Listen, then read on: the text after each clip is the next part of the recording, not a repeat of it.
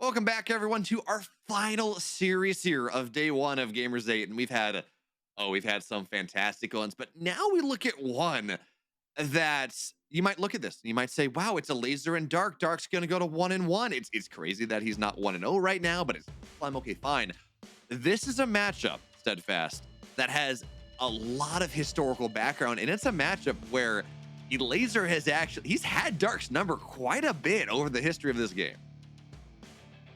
He certainly has. And to really highlight that point, there was a period of time where Dark never lost to non-Koreans. It just didn't happen. He was 34-1. But that one map that he lost, or that one series that he lost, was to Elazer at a BlizzCon in the group stages there. So the only time that he has lost during that period was to Elazer. And then Elazer also won an event at the GSL versus the World event. And then the last two times that they've met in the World's Team League, they've gone 1-1. It is a lot of history, like you said, where it's kind of been a lot more even than I think a lot of people would expect. And it's something that makes a lot of sense, too, because Elazer is an extremely good mechanical player, very good with the mid-game type plays, very good, with Lings, with Banes, with Roaches, with Ravagers, with Mutas. And that really works well for someone like Elazer in ZVZ in its current form. But let's take a look at the vetoes right here. Yeah, we got, of course, I don't even know how much, it's a mirror. I don't know how much the vetoes matter from a perspective of like who has an advantage, so much as it kind of tells us what type of games that these players want to play. We can see Elazer banning out Crestfon and Altitude, those long maps. He doesn't want to play a Hydra Lurker Viper late game, right? He doesn't want to deal with that. He wants to hit with the Roaches and the Lings and, do the whole Evil-less Roach idea and then all these other ideas. Meanwhile, Dark, he's kind of getting rid of the short maps, Dragon Scales Babylon. So someone wants to play in the mid game and someone really doesn't. Yeah. And I mean, that's the other thing is like ZVZ is kind of one of these matchups right now, especially where there's so much instability to it. It is a very volatile matchup. It's always been. We've always talked about knife bite in a phone booth. That's the meme. But like even more so now with all the number of builds we have where you can kill someone with a random 2-gas roach timing, there's just so many more things that make it more difficult. Yeah, that is very much true here. But now as we get into Ancient Cistern, the biggest map in our series, in the bottom left, he's for Dragon Kaitsa Gaming. His name is Dark. A Lord of Darkness. That's a new one. Oh, yeah. And his opponent, spawning up at the top right for Team Liquid, it is Elazer. So Steadfast, we're talking here about how Elazer has this decent history against Dark. And yeah, recently he was 3-0'd by Dark in the round of 8 at Valencia last year. But in general, the other thing we have to bring up when we talk about this matchup is that Dark has been actually very vulnerable to foreign Zergs over the last year or so. I look back at earlier this year in an EPT. It's an EPT Cup, right? It's not a $400,000 tournament, but even still, he was 2-1 and 2-0'd by the South American player Eric, excuse me, in that matchup because it was weird stuff. It was 15 pool gas cancel shenanigans, but he lost 2 series in a row to a Zerg that we would not expect even say Scarlet to lose to, or maybe even Bly to lose to, right? He kind of put him a little bit lower down. So Dark seems right now to be very vulnerable to this kind of Western style of ZVZ, these interesting ideas. And yeah, Steadfast, is this 15 pool gas cancel shenanigans? No, it's not. But it seems like Dark has a very regimented way, the way he likes to play ZVZ. And when you flip the table on him, he doesn't always respond in the best way or figure out what's happening in the best way. Yeah, I mean, I will say we got to take that with a grain of salt. It was an incredible achievement, and it really is worth mentioning. But I do think it's the kind of thing where if Dark were given a little bit of time to deal with it, and let's say he had to play Eric in a tournament like Gamers8, that would be The kind of thing where he'd be like, okay, I figured this out. I get the ins and outs. I'm not going to fall victim to it, because it was 1 week and then the next week right afterwards. And I don't think he put too much thought into it right away. Not to the point where you're preparing for a tournament of this magnitude. But at the same time, he didn't know he was going to play Elazer in the second round. And the chance of him preparing ZVZ, I'm sure he did some preparation, but it wouldn't have been specifically for Elazer. No, and we talked about this. Elazer's a very different player than, say, you run into Cyril and you know what you're going to get, right? He might throw some shenanigans in there, but he is going to go into the mid game. He's Cyril. He's this master of the mid game and the late game. Raynor, maybe a little bit more aggression, but not in the style of Elazer. He's not gonna, he's not gonna skip his Evo chamber so he can get a roach pressure a little bit better. He's not gonna really lean into these ZVZ memes. So you're right. Even if he preps for these top Zergs, these Cyrils and these Raynors, that doesn't mean he's prepped for Elazer. It's not fair to call Elazer a fourth race, right? He's not that far away from kind of the meta of ZVZ, but he's like a 3.5 race, like he is very far off kind of the standard, or some level off that standard setup. Yeah, and to that point, even like we've got this kind of funny scenario where Raynor was playing ZVP or PVZ against Elazer for a little while because he didn't enjoy the matchup going up against the instability and unpredictability of some of the 2-base builds that Elazer was throwing his way. That's its own whole thing, but it's just a funny little scenario. Now, Dark is going for a lot of Lings here. In fact, he's building a second Bane or a second gas. This is a very dedicated attack he's going to be going for. Is he morphing Bane somewhere? I don't think so just yet, but this is a huge commitment coming in from Dark. And Elazer, has he over? Okay, we got to see the production tab right now. I want to see if he's building more drones. Okay, he is going for a lot of Lings. This is really going to hit hard. This is almost like a Targa Bane type situation from, Wings of Liberty.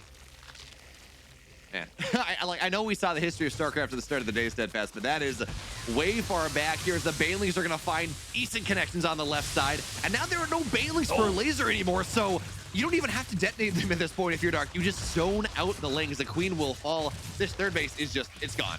It's going to be very hard to defend here as now the Banelings into the natural. Queen target fire has to be really good, and they're clumped. Oh, the Banes! Clumped for the Banelings. They got to get together. 11 go down. Oh, that's the big problem. And now there are no queens. Elazer's kind of dead here. He's popping roaches, but Steadfast. Roaches one by one are not enough right now. No, they are not. He's already taken critical damage. If Dark were to focus on killing that third hatch, he would get it and put himself in an unrecoverable position for Elazer, but instead he's just going to continue in and win the game. Elazer knows that the writing is on the wall. GG gets called. That was a fast and furious attack from Dark. He did not hesitate there. That he didn't. I mean, that was a great play. Elazer just didn't quite have the read. He got a Ling into the main base in the natural. He scouted through, but it was maybe 10 seconds too early, 5 seconds too early. He didn't see all the Lings popping. And I think, so it was like 33 drones for Dark, which is 2-base saturation.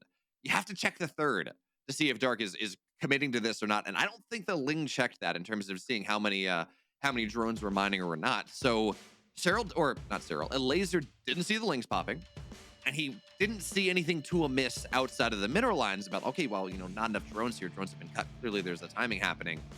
And between those two things, he was just caught totally off guard. Wasn't ready. Yeah, he certainly was not. And you talk about specific preparation for a player, and I talk about the instability and the insanity of ZVZ. Well, that's a build that people don't really think about that much. Like 2-gas Ling Bane, just throw yourself at your opponent and just see if you can get a win. And I mean, at 0-0 in the series, it's a great time to go for it. And we're going to be getting, into things pretty soon here for game number 2. But at this point, you got to wonder, what's going through your head as Elazer? You're down 0-1 in sets. You're down 0-1 in this series. I'd be a little bit scared at this point. Yeah, I mean, we talked about the mind games. We talked about Elazer playing different, and then Dark hitting him with that. And Dark just so much power There are so many things that as a laser you have to start thinking about on different timings. Is it an early pull? Is it a 12 pull? Does he pull drones? He's up 1-0. He can do that. Does he hit with a weird roach timing? Is it carapace? And does he hide the Evo? There are so many early aggressive options that Dark now has open to him, that he had open to him in game one, but now especially sitting up 1-0, he can throw something. He can go a +1 melee timing for all week here. He has the room, but for now, we're into game two. In the bottom right, he's up 1-0 steadfast. His name is Dark.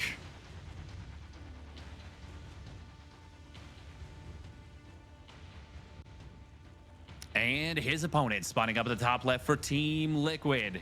He needs your energy. It is the Polish Zerg, Elazer.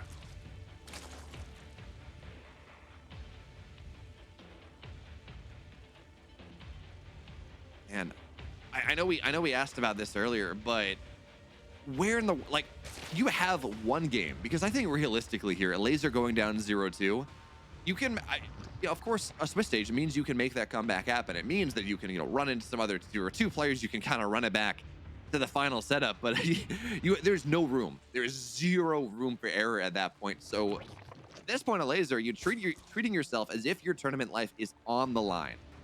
What is your best ZVZ build? How can you bring yourself back into this series? Because Dark has just the whole, we talked about this, the whole myriad of builds available to him. Yeah, he does. And that's the tricky thing, is there's no surefire build.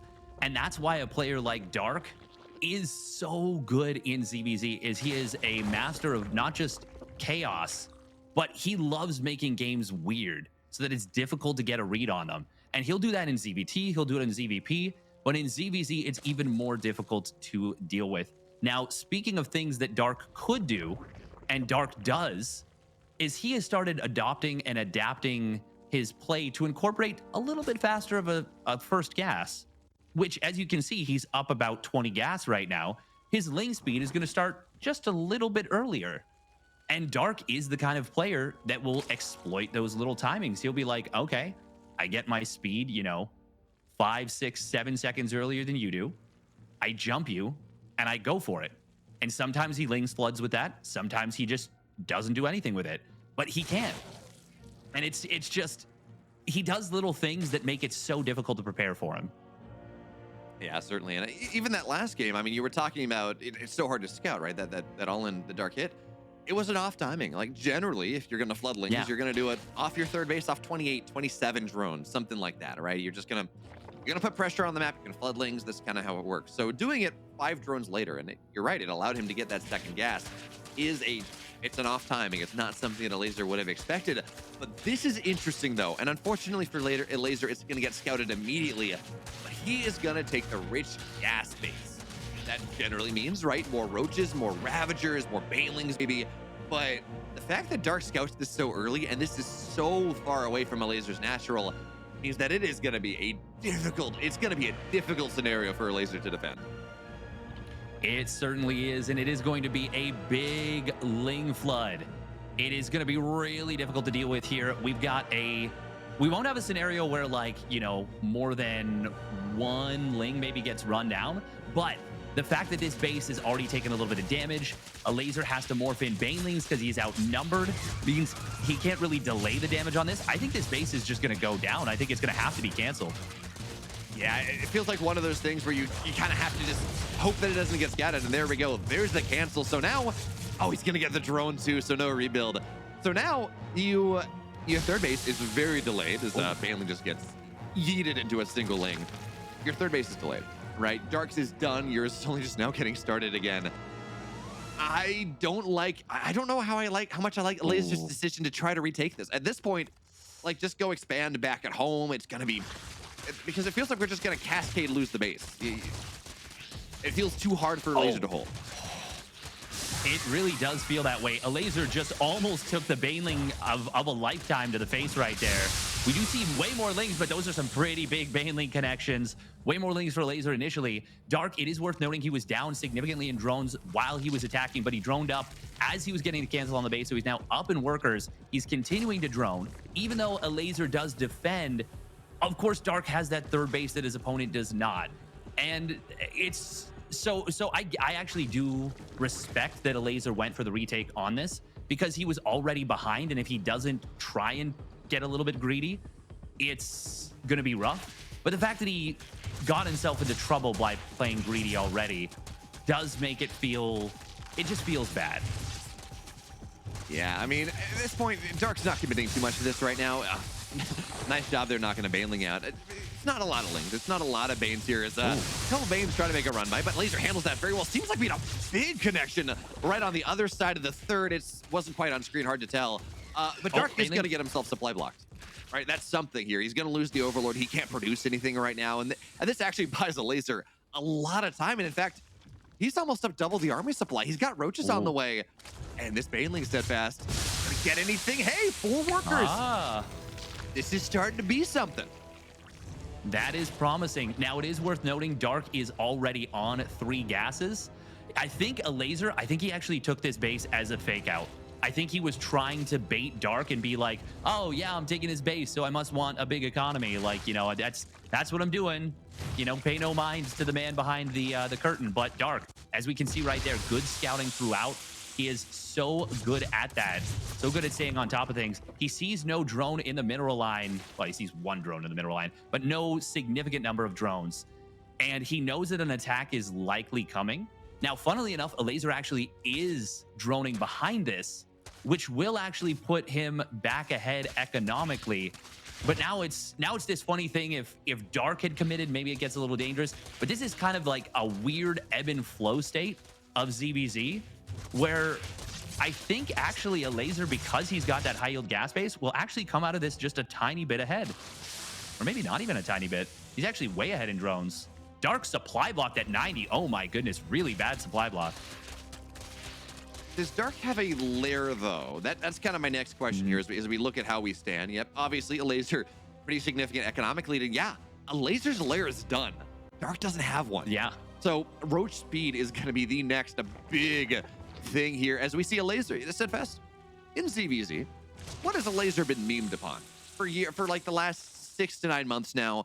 As I say that, he's got Evo. He's building plus. Never mind. I was gonna say, oh wow, look, the evilest Zerg timing, the evilest Roach timing, but that's not gonna happen here.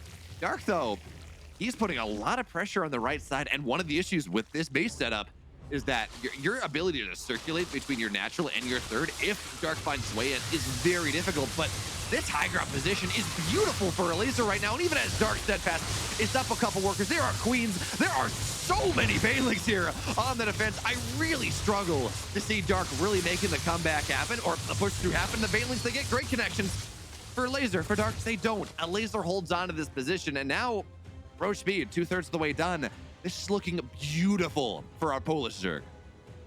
It certainly is. And you kind of, so that was a very weird segment of events where things looked like on paper they should have been really good for Dark. You get the cancel on the 3rd base, but Dark scouts the natural expansion, sees a bunch of roaches, and is like, oh, okay, my opponent's attacking. As that comes in, Elazer's like, I know what your response is going to be. You're going to think I'm attacking. So I drone. And he drones, and that catches Dark like with the wrong response, unfortunately. And then Elazer builds a bunch of units, defends, and is now so far ahead. And it's that weird, like, counterintuitive mind game play that you can see why Elazer has such a good record versus Dark relative to so many other players. Yeah, it's funny we're talking about this. Like, oh yeah, Elazer has a great record versus Dark. He has had some big results. But on the flip side, it's not like he has a winning record versus Dark. Like, yeah, no, that's why I said relative. Yeah. It's like, you got a 40% win rate versus Dark. Congratulations. It's like talking about Cyril, and you realize that there is not a single active player in the game that has a winning record, that has a positive matchup versus Cyril. The only one that, like, anyway, Elazer here runs forward. He's got a random drone because why not? But he's really trying to leverage this Roach speed timing. That being said, steadfast, it's still, you're running into Ravagers. It's still really hard. And this Ling run by is going to get a queen. It's going to get a couple drones maybe. This is a solid move from Dark. It's buying time because this Roach speed timing from Elazer is a problem that Dark will struggle to deal with. It certainly is. Now, we do see something a little bit funky where Elazer started up Burrow Burrow move, but forgot to get Burrow for a little bit. Now it is an upgrade. I think it's about 7 or 10 seconds faster for Burrow than Tunneling Claws, but obviously that was a bit of a mistake. He will amend that. Dark, though, is a player that is difficult to kill. And especially in ZVZ, he is so difficult to kill. Elazer did have a big timing, maybe a minute and a half ago, where he could have just jammed his way through. But if you don't know that for a fact, against a player like Dark, you really don't want to. We are going to see a good concave on the top side. On the bottom side, it's kind of even. And actually, Elazer kind of jams him back into his own natural. Elazer, though, it's on the top side that he's winning through, and he will find that timing. He will take game number 2, and he will send it to the ace match. Yeah, Elazer just saw that. You talked about, oh, Elazer's going to have a timing. Maybe he's not going to have a timing, whatever. Elazer hit that timing. It wasn't with furrowed roaches. It wasn't with roach speed, but it was when he took advantage of that setup you talked about like 5 minutes ago, where he's got an extra 10 workers. You know, he's in a great spot, and that turned itself into 20 more, or into 10 more roaches, into 20 more army supply. And with all the upgrades being the same, with all the with being 1-1 or +1 versus +1, roach speed, everything else. When you have 10 more roaches, you can hit that massive concave on Neo Humanity, which is funny, by the way, Steadfast, because that setup with roaches on the right side just forming around the middle on 2 concaves is something that I think of as a Dark thing. Like, he loves these one-run roach timings versus Terran, and that's how he wins it every single time. That being said, this is ZVZ, and Elazer just looking really solid in this second game. Yeah, he looked great here. Obviously, losing the first hatchery, having to cancel that hurt a lot. It led to this. There was this like weird set of trades, kind of where Dark kept, trying to get stuff done with the Banelings at the beginning. But ultimately, Elazer held the retake on the third base, and Dark didn't leverage his advantage as much as he could have. That's a big. I actually really like that as the highlight. That big sigh of relief, because obviously there's a ton of pressure at these tournaments. But I think the big moment was when Dark tried to like shove up the ramp into a really well defended position. Elazer had like 3 or 4 high energy queens and a great concave. Dark continuing to attack up there is like, that wasn't it. Like, by no means would it have been an easy scenario for him to back off, but like taking a bad fight off of a bad setup is much worse than just having a bad setup. Yeah, the issue was he morphed like 10 Banes. And like, though Banelings are not units that have any sort of scaling in a ZVZ. I mean, you can run by, you could have overload dropped if you eventually got the lair, but in general, Banelings, outside of some very specific scenarios, have really no point 6-7 minutes onwards. So the moment that we saw Dark commit to that, it's like he almost felt like he had to.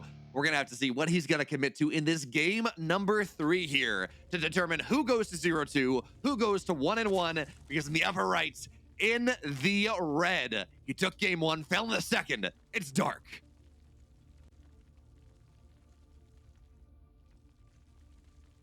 And his opponent trying to complete the upset, spawning down into the bottom left for Team Liquid.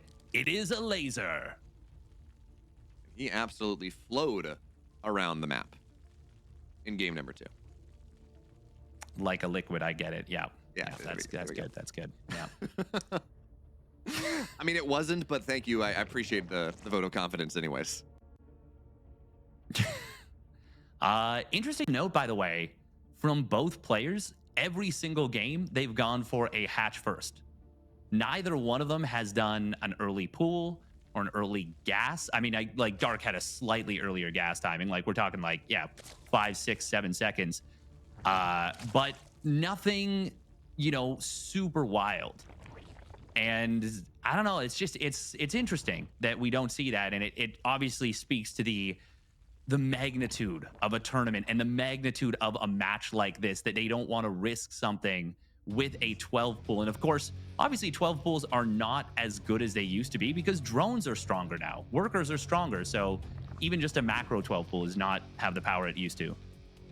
Yeah, I think that's very true. And the other thing we have to talk about here, Steadfast, is like, you are 1 game away from going down 0-2, which is, I know we talked about it last game, but that is a horrible situation to be in. You really can't afford to lose all that much. And in fairness, you're running into other players who are 0-2, but Right now, right, that is Hero Marine and that's Spirit. So I think both those are players that Dark could comfortably run into and say, yeah, this is fine. But a Laser in particular, his Achilles heel does seem to be Terran players in general, and Korean Terrans. And granted, that's not Hero Marine and Spirit, but his Achilles heel does seem to be Terrans. So he would really rather not run into one of Hero Marine or Spirit in that next round. So you play safe, like you're talking about. Keep yourself in a solid position, and that means that we get more mid-game and, more importantly, Steadfast, more shenanigans eventually. We don't see much of it yet, although Dark is, in fact, going without speed. He's kind of gasless. Ooh. Yeah. Well, not Oh. gasless, but he is going speedless. He is going for a very quick layer here. And that is remarkable. That is something that is not that common on this map pool, because the third bases are, first of all, the maps are quite long. The third bases are quite wide open. So trying to secure third base without speed later on is very difficult. There's just a lot of things that discourage you from doing something like this. But it doesn't mean it's not a viable play. It just means it's less common. Certainly, and you do have a decent choke in your natural. It's a 2 building and plus a queen wall. It's not that bad to wall off here. The question is, Steadfast, I think we're going to get an answer in just a second. Yeah, what variant of an early lair? And it seems like Dark, he's going mutas here in this final game. He's going 2-base muta, and this is just about the quickest possible muta play that you can possibly get to. So now the question is, whether Elazer figures it out, is he going to have any inkling that there are going to be 8 to 10 mutas on the map in about a minute and a half? Is he going to figure out what's happening? Is he going to be ready for this? That is the question. I wonder if we're going to see. Oh, wow. We do see quick missile with this. Elazer did scout in here, saw that there was no wiggle on the Evo chamber. I was wondering if this was going to be Ling Muta with, like, you get fast +1 melee and you play mutas behind it. Elazer is checking to see if that is going to be a canceled upgrade. And I think this is going to be what I like to call the Bly Spire, the Bly 2-base. You could call it even the Blyer if you wanted to, where you get that +1 missile, you get the roach speed, and you get the Spire as well. And you can kind of play either side. And if you feel a weakness, you can just go for it. Now, Bly, when he would do this with a Nidus Worm a lot of the time, but it is a dangerous play style to play, and it's dangerous to play against. Now, I like that Dark shows the roaches here. That will get Elazer to build a lot of his own roaches. Oh, this already... Well, actually, I mean, Elazer's on 54 drones to 45.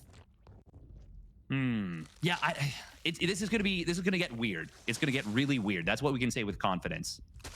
Yeah, my eyes are just locked on the production tab, whether or not Dark ends up canceling that one at the last second. I think, we're 80% complete. I feel like at this point, you're right. This is just going to be +1 speed roaches, adding mutas for flavor.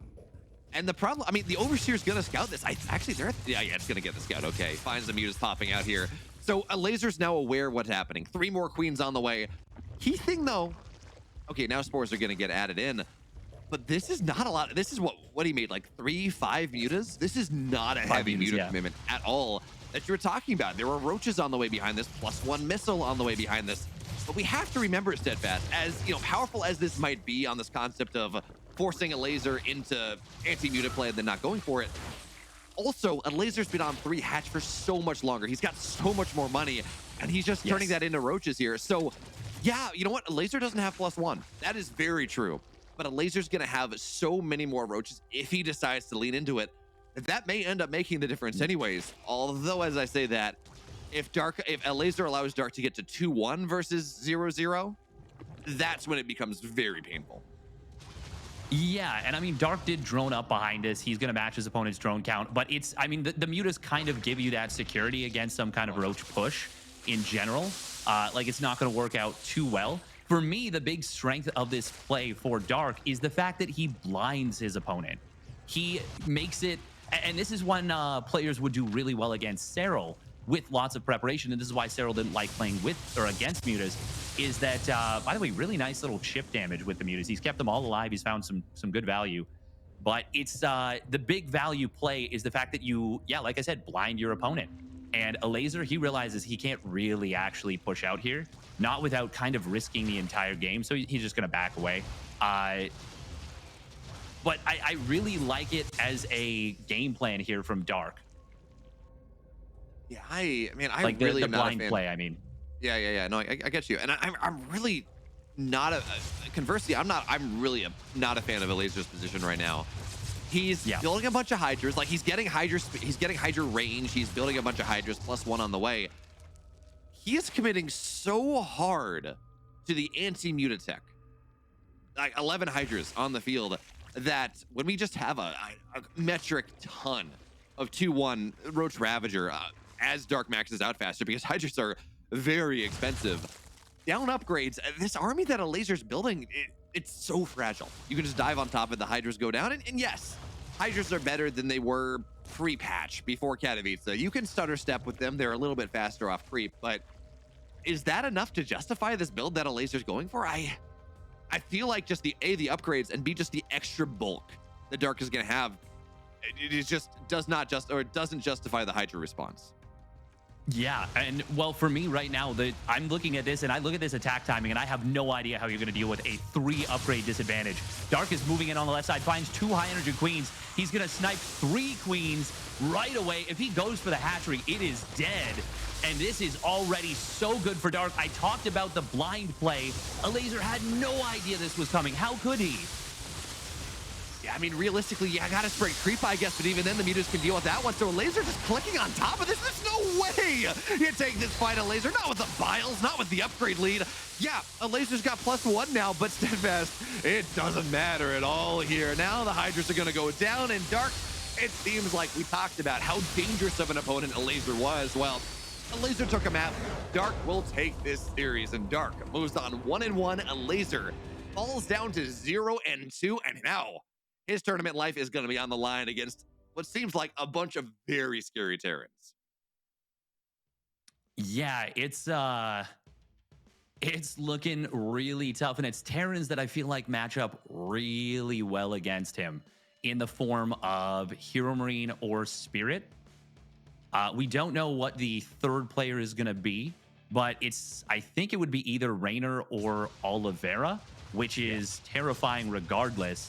But yeah, taking a look at this game, we see that honestly, the mutas themselves were not superstars, but they did very well for what was effectively a like any damage they got besides clearing out the overlords that were already on the map, which is like 3 or 4 of them, was just gravy. And Dark did just a great job with them.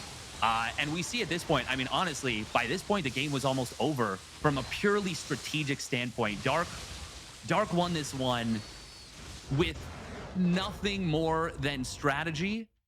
Obviously, the execution, as we know from a player of Dark's caliber, is always going to be brilliant, but the strategy was very well done. Yeah, you're right. He won that game with his mind and not his body. And sometimes that works out really well. You know, obviously his mechanics are good, but it's good to see a player of Dark's caliber beating the players that he is supposed to beat. Even if we talk about how Elazer is potentially a trap game, and he is. I stand by that. We saw what happened in game 2. And despite that, it's good to see Dark moving on at 1-1, as I think realistically Steadfast, it's hard to say who's the tournament favorite when we look at a tournament that is stacked as this tournament is, but he's one of the 5 or 6 players I think we maybe expect to say, yeah, you know, they are absolutely kind of the players we expect to see in the top 8, in the top 4, in that finals, making that run. So yeah, to see him win when we expect it's good to see. Yeah, no, it would have been a really awkward scenario if, you know, he wakes up tomorrow and he has to win 3 matches back to back to back. As it is, 1-1 is not comfy in a situation like this. Like, he is not going to have an easy time ahead of him. But it's much, much, much better than going into day 2 in a 3-in, 3-out format where you have no extra life. At this point, he's reduced his situation to now a shorter, like an 8-player Swiss, you know? So it's obviously it's not that, but like that's how you can simplify it down in your mind to make it a little bit more straightforward.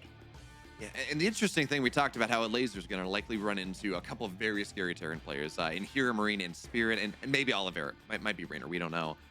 It seems like I'm kind of looking at the bracket here and looking at results that we have and results that we don't have yet, but look somewhat likely. And that it seems like Dark is going to run into a Protoss in that middle section there. We have Showtime and Creator sitting at 1-1. Hero plays Sterile, and I like, Hero's great. I think he still loses to Sterile. Classic has a very real shot at beating Beyond, but also a very real shot at losing to Beyond. That's a very even series. So somewhere between 3 and 4 Protoss of the 8 players in that setup. So I kind of like Dark for that one. Dark's ZVP is very good. It's a very aggressive style as well, which, as we've seen in a tournament like this, if you can shove through the middle, if you can really start to make your opponent uncomfortable, when we're talking about $150,000 for first place, I mean, there's a lot on the line, and you can absolutely start to play around with emotions a little bit, maybe make your opponent really uncomfortable and work from there. Yeah, absolutely. And Dark is one of the better players at playing like almost like a terrorizing type style of StarCraft, where he just like he's in his opponent's head, and it's just, you're like, how do you even deal with this? It's just so scary. But we're talking about things that's all going to be on the A stream for the rest of the day. For now, we are wrapping things up here on the B stream. We've got, our 6 matches. We did them today. They were, honestly, a lot of them were pretty great. Some of them were a little bit one-sided, but mostly pretty great series. I would say especially Oliveira versus Solar was a pretty awesome one. But tomorrow we are going to be doing 7 series. It is going to be the decision point for who makes it into the round of 8. It is going to be amazing. For me, I'm going to take the rest of the day off, take a look at the A stream, and enjoy some amazing matches. What are you going to do for the rest of the day there, Bayo? I mean, I'm honor bound. I have to watch these incredible games that we got because Steadfast, I mean, you got Maru Cure, right? GSL round of 4 rematch. Cure should have 3-0'd Maru before Maru made the comeback. And realistically, in that game 3, Cure was in the most, he was in a 90-10 position. Like, he really should have won. And then we have Cyril Hero, the best for the last year, the best PVZ in the world, versus the man who had a year never lost his EVP. We have Clement Solar, which is less exciting, maybe, but it's still a fantastic TVZ. And then we have what is my favorite matchup from EPT Korea for like the last year in Classic and Beyond. 2 styles just headbutting into each other. I mean, I don't know that there's one series I'm looking forward to more than the rest. They're just all fantastic. And then, yeah, day 2 is going to be even more fun there. So Steadfast, it's been a good time. Hasn't been quite a long time, but I'm very okay with that. It means I get to watch more StarCraft. So, as we look at going into day 2, any final thoughts? Not really. I mean, yeah, I'm excited for what we've got tomorrow. Obviously, we don't know who we're going to be covering until later, but regardless, with this field, they're going to be so good. I have been Steadfast, of course. Thank you for joining me, Beowulf, and well, we'll see you all tomorrow.